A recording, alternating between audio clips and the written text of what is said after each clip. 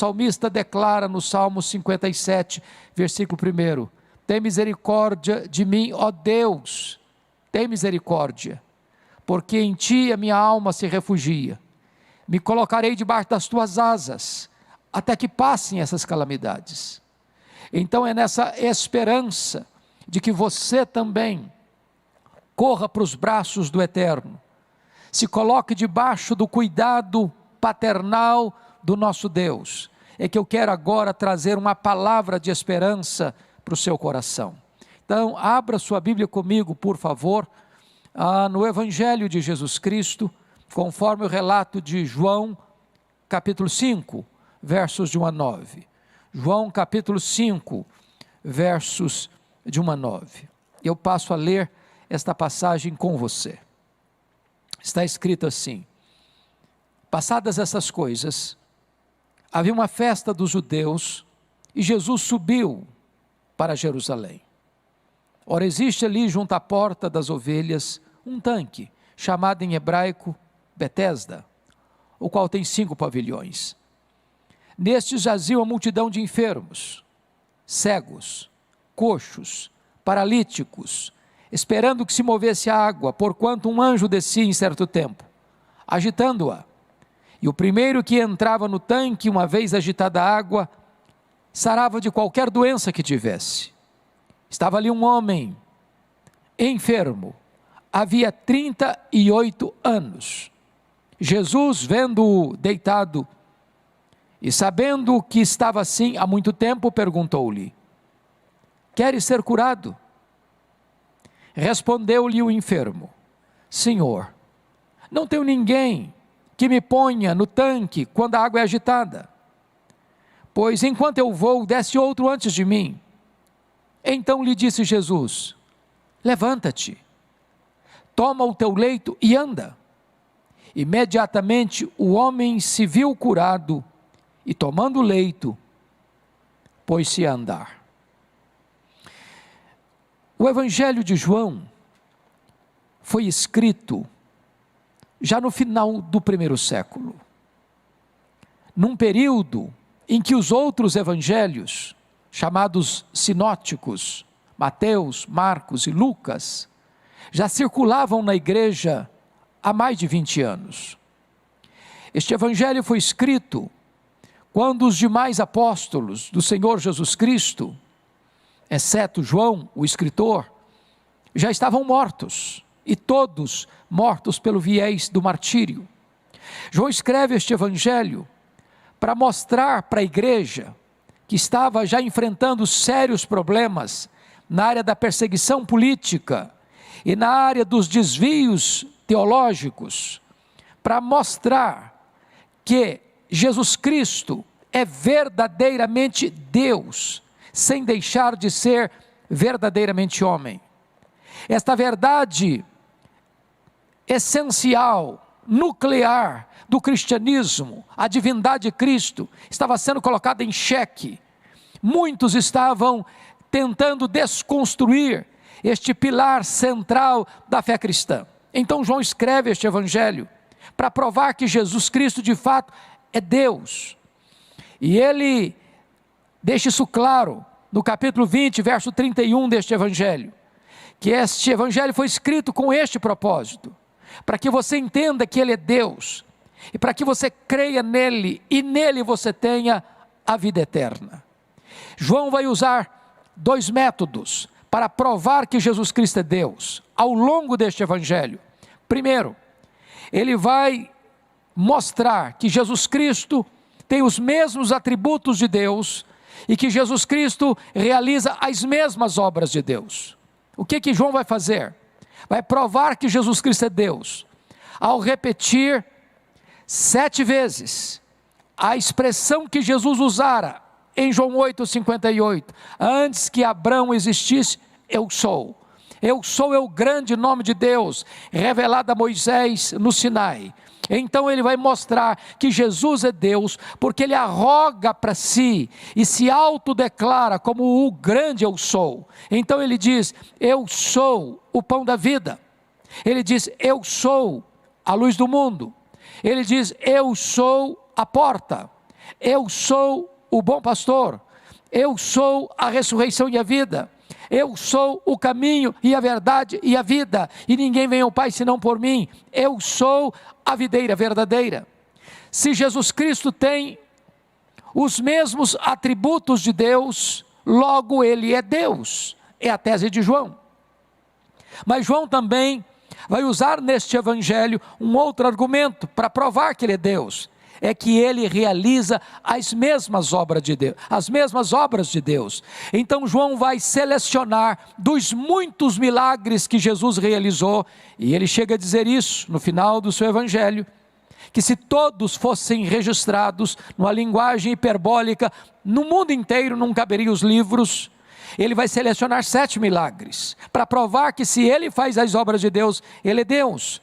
Então Jesus, neste evangelho, é registrado que Ele transforma a água em vinho.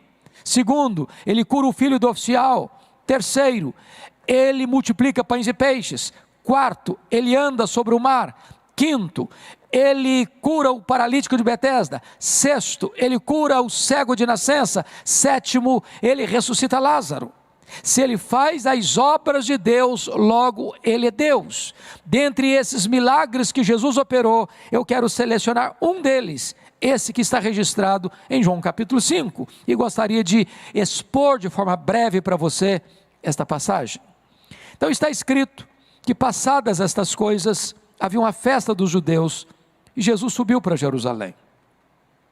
Jesus era um judeu, cumpridor da lei, e haviam festas em Jerusalém, e estas festas faziam parte do calendário religioso, e estas festas eram frequentadas pelo povo, e Jesus Cristo fez então o que a lei estabelecia. Ele participa dessas festas, e ele vai para Jerusalém.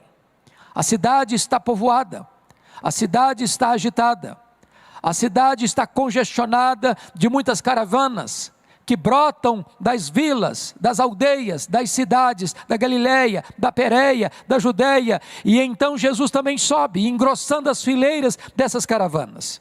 Mas é curioso, que se Jesus se alegra com os que se alegram, e Ele faz isso, prioritariamente Jesus é aquele que se identifica com aquele que sofre, chorando com os que choram.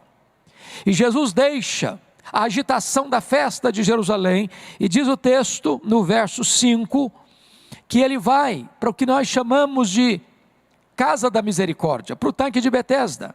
Essa palavra tanque de Betesda, Betesda traz a ideia de casa de misericórdia. Não era propriamente um hospital, porque ali havia muitos enfermos, mas há um destaque para a característica de enfermos que ali estavam. E o versículo 3 diz que havia uma multidão de enfermos, cegos, coxos e paralíticos. Eram doentes para os quais não havia esperança de cura. Eram doentes que a ciência não tinha resposta para eles. Eram doentes que não tinham qualquer esperança de serem curados e retornarem para casa. Eram doentes que estavam numa quarentena permanente, sem prazo de retornarem à vida. Eram pessoas com a esperança morta. Eram pessoas com o coração esmagado pela dor e pela desesperança. E diz a Escritura que Jesus Cristo vai para este lugar. Ele penetra naqueles 5 andares, naqueles 5 pavimentos, onde estava lançada ali a sorte daqueles infelizes, que não tinham qualquer perspectiva, qualquer esperança de dias melhores. E diz o texto, que eles estavam ali, conforme o verso 4, porque havia um fato, um fenômeno, que ocorria ali. E o texto diz que, num determinado tempo, um anjo descia, agitando a água do tanque, e o primeiro que entrava no tanque, quando a água era agitada, era curado de qualquer doença que tivesse. As pessoas sempre se ajuntam ao redor de algo que lhes dê esperança.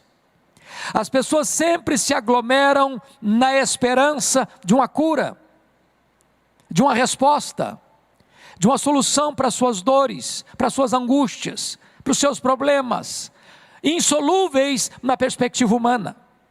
Então essa massa humana de gente sofrida, de gente sucateada, de gente ferida, de gente arruinada na alma, nas emoções, no corpo, estão ali aglutinadas nesses 5 andares, nesses 5 pavilhões, nessa casa de misericórdia, aguardando um milagre. Agora note comigo o versículo 5, estava ali um homem enfermo, havia 38 anos, este homem não tem nome, este homem não tem endereço, este homem não tem parentela, este homem é a maquete do desespero, este homem é o retrato da desesperança, este homem é a síntese da dor. Imagine o que é um ser humano, 38 anos, numa maca, talvez mal cheirosa. Imagine o que é um ser humano há 38 anos, padecendo de isolamento social. Imagine o que é um ser humano há 38 anos, jogado no meio de outra multidão, de uma multidão que está sofrendo males tão terríveis, tão avassaladores quanto o seu. E Jesus Cristo chega naquele tanque de misericórdia, naquele tanque de Betesda, casa de misericórdia, e diz o verso 6, que Jesus, vendo-o deitado, e sabendo que estava assim há muito tempo, perguntou-lhe, preste bem atenção, que esse homem não vê Jesus, é Jesus quem o vê, esse homem não aborda Jesus, é Jesus quem o aborda, este homem não pede nada a Jesus, é Jesus quem interfere na sua história, para mudar a sua história. Talvez esse homem não tivesse mais qualquer esperança, talvez esse homem já tinha jogado a toalha, talvez esse homem já tinha desistido de esperar qualquer sinal de favor endereçado a ele, talvez esse homem estivesse já capitulado à sua dor, à sua solidão, à sua paralisia, à sua desesperança, e é nesse momento que Jesus o vê, é nesse momento que Jesus não só o vê, mas sabe cada detalhe da sua vida. Se você permanece na leitura desse texto, no verso 14 do mesmo capítulo, Jesus diz para ele que o problema da sua enfermidade tinha a ver com o seu passado de pecado, de miséria, de desobediência, de transgressão. Jesus sabia a carga pesada de culpa que estava sobre este homem, e então Jesus o vê, e então Jesus sabe tudo a seu respeito. Eu quero dizer a você nesta noite, que Jesus vê você, Ele vê a sua dor, Ele vê a sua angústia, Ele vê a sua aflição, Ele vê hoje as tensões dos empresários, que estão sofrendo amargamente prejuízos astronômicos, Ele vê aqueles que estão, na verdade, pensando em que não terão condições mais de reabrir as suas empresas, de abrir as suas portas. Ele está vendo aquele comerciante que acha que não tem mais saída para ele. Ele está vendo aquele empregado tão consolidado na sua empresa, que está sendo mandado embora porque não tem mais espaço para ele. Ele está vendo aquele que está enfermo, aquele que está talvez internado, talvez em estado grave. Ele está olhando e vendo aqueles que estão enlutados diante deste momento tão amargo que assola a nação brasileira. O Senhor Jesus está olhando para você, o Senhor Jesus conhece você, Ele sabe tudo a seu respeito, Ele sabe a dor que vai na sua alma, Ele sabe a angústia que assola o seu coração. E então, confira comigo, por gentileza, o que Jesus vai fazer com este homem. No versículo 6, Jesus faz a ele uma pergunta maravilhosa: você quer ser curado? Mas note, parece que esta pergunta é óbvia demais a fazer para um homem que está há 38 anos aguardando um milagre que não chega. Parece que essa pergunta é até uma afronta a quem está sofrendo há tanto tempo. Você quer ser curado? Jesus não pergunta quão grave é o seu problema. Jesus não pergunta há quanto tempo ele está sofrendo. Jesus não pergunta se a sua enfermidade é uma enfermidade fácil ou difícil de curar, ou se a ciência tem ou não tem resposta para ele. Jesus não pergunta se o seu problema é uma causa perdida, que não tem saída, não tem solução, é um caso que a ciência não resolve, que a medicina não resolve, que os homens não resolvem. A pergunta de Jesus é direta, é específica: você quer ser curado? Eu sei que talvez você tenha algumas dores, que você carrega no peito, talvez um abuso sofrido na infância, talvez uma injustiça de alguém da sua família, talvez você não tenha condições de viver uma vida liberta, feliz, plena, porque você ainda carrega essas cicatrizes na sua alma. E você que tantas vezes enfrenta noites indormidas, madrugadas insones, assolado por essa dor que não lateja no seu corpo, mas pulsa na sua alma. A pergunta de Jesus hoje é para você: você quer ser curado? Você que talvez caiu num revés, você que tropeçou e caiu num escândalo moral, você que está amargando hoje a dor do chicote impiedoso da culpa, assolando você de dia e de noite. Jesus está olhando para você, Jesus conhece você e pergunta a você: você quer ser curado? Você que carrega talvez um fardo pesadíssimo, uma mochila pesadíssima de ansiedade, de angústia, de um vazio existencial, até de uma depressão amarga. Jesus está olhando para você nesta noite e perguntando: você quer ser curado? Você quer ser curado? Quem está lhe perguntando não é apenas um homem como eu, como você, não é apenas um grande médico, é o Filho de Deus, é o Deus Todo-Poderoso, é o Criador do universo, é o sustentador da vida, é a luz do mundo, é aquele que é a esperança dos desesperançados. É Ele quem está perguntando para você agora: você quer ser curado? Diante desta pergunta maravilhosa, note comigo, por gentileza, no versículo 7, que este homem não dá uma resposta clara, porque diante de uma pergunta dessa cabe duas respostas: sim, eu quero; não, eu não quero. Mas por que Jesus fez essa pergunta? Jesus fez essa pergunta para este homem, não porque quisesse ouvir uma resposta sim ou não, mas para que este homem tivesse a oportunidade de abrir o coração, de destrancar as câmaras de horror da sua alma, e de espremer o pus da ferida que estava lá latejando dentro dele. Porque quando esse homem responde à pergunta de Jesus: você quer ser curado? Ele responde: o meu problema é que eu não tenho ninguém.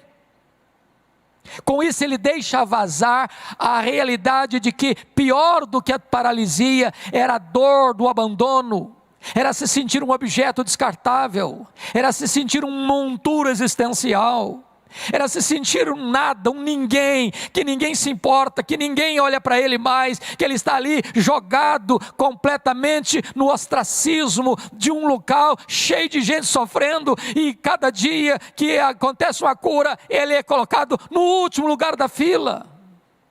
Talvez essa é a sua dor, a dor de você se sentir desprezado, de ninguém mais gostar de você, de nem sua família olhar mais para você, de todo mundo ter desistido de você, e você está completamente esquecido, num canto, sofrendo, sozinho, solitário, amargando a sua dor. Mas diante da pergunta maravilhosa, Jesus vai dar uma ordem maravilhosa. Veja comigo, no versículo de número 8.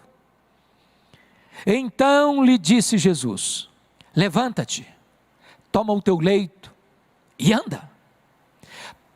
Se a pergunta de Jesus parecia óbvia demais: você quer ser curado? Parece que agora a ordem de Jesus parece absurda demais. Porque na verdade tudo que um paralítico sempre quis é se levantar e andar. Agora ele podia responder: bom, mas eu sempre quis isso, mas eu não consigo. as minhas pernas não funcionam mais, não obedece o comando do meu cérebro. Além do mais, meu corpo está atrofiado, meus músculos estão atrofiados, eu não consigo andar. Mas o mesmo que dá ordem, dá o poder para que a ordem se cumpra. Certa feita Jesus estava numa sinagoga, e diz a Bíblia que lá estava um homem no meio daquele povo, com a mão direita seca, mirrada. E Jesus disse para aquele homem: fique de pé. Depois disse: vem para o meio. Depois disse: estenda a tua mão. Aquele homem que tinha a mão seca, ao ouvir a ordem de Jesus, estendeu a mão, e ela ficou curada, porque aquele que dá a ordem, dá o poder para que a ordem se cumpra. Jesus chegou na aldeia de Betânia, e seu amigo Lázaro estava sepultado há 4 dias, já em estado de decomposição. E o Senhor Jesus chegou na beira daquele buraco cavado na pedra, e gritou: Lázaro, vem para fora. E aquele que estava morto ouviu a sua voz e saiu. Eu quero dizer a você que agora, hoje, nesta noite, você também pode ser curado, você pode ser perdoado, você pode ser liberto, você pode ser restaurado, você pode ser levantado, você pode recomeçar a sua jornada na presença de Deus. Ele é o Deus que perdoa pecados, Ele é o Deus que apaga os seus deslizes morais, Ele é o Deus que repagina a sua alma, Ele é o Deus que limpa você com o seu próprio sangue e faz de você uma nova criatura. Então levanta-te, para de ficar prostrado, para de se sentir um monturo existencial, para de se sentir um fracasso. Se ninguém gosta de você, se ninguém ama você, se ninguém valoriza você, pois o Filho de Deus ama você, Ele veio ao mundo por você, Ele se fez carne por você, Ele foi para a cruz por amor a você, Ele morreu pelos seus pecados, Ele ressuscitou para que você tivesse vida, Ele se importa com você. Então levanta-te, levanta-te. Mas diante de uma ordem maravilhosa, agora vem um resultado maravilhoso. Olha o versículo 9. Imediatamente o homem se viu curado, e tomando o leito, pôs-se a andar. As curas operadas por Jesus não eram a crediário, nem em doses homeopáticas. Eram curas públicas, verificáveis, reais, sem qualquer disfarce. Não tinha nenhum jogo de cena, não tinha nenhum teatro para impressionar as pessoas. E eu fico imaginando que mesmo que hoje, na perspectiva da medicina contemporânea, um homem há 38 anos paralítico numa maca, mesmo sendo curado, ele necessariamente precisaria fazer várias sessões de fisioterapia para voltar a tonificar os seus músculos e caminhar. Mas quando Jesus faz uma obra, Ele faz completo. O homem se levantou imediatamente, tomou o seu leito e pôs-se a andar. Eu quero dizer para você que nesta noite, Jesus pode fazer um milagre na sua vida, restaurar a sua sorte, mudar a sua história. Ele pode curar você, Ele pode perdoar você, Ele pode libertar você, Ele pode fazer tudo novo na sua vida, e você largar os andrajos, os trapos para o passado, lá no passado, e recomeçar e retomar uma nova vida na presença de Deus e para a glória de Deus. Que Deus abençoe você. Hoje, Jesus Cristo está entrando na sua história, na sua casa de misericórdia, para fazer um milagre na sua vida. Que Deus abençoe o seu coração, que Deus abençoe a sua vida, e que hoje mesmo você tenha este encontro maravilhoso com Jesus, e experimente este poderoso milagre de Jesus na sua vida, no seu coração, na sua família, na sua história. Deus abençoe sua vida.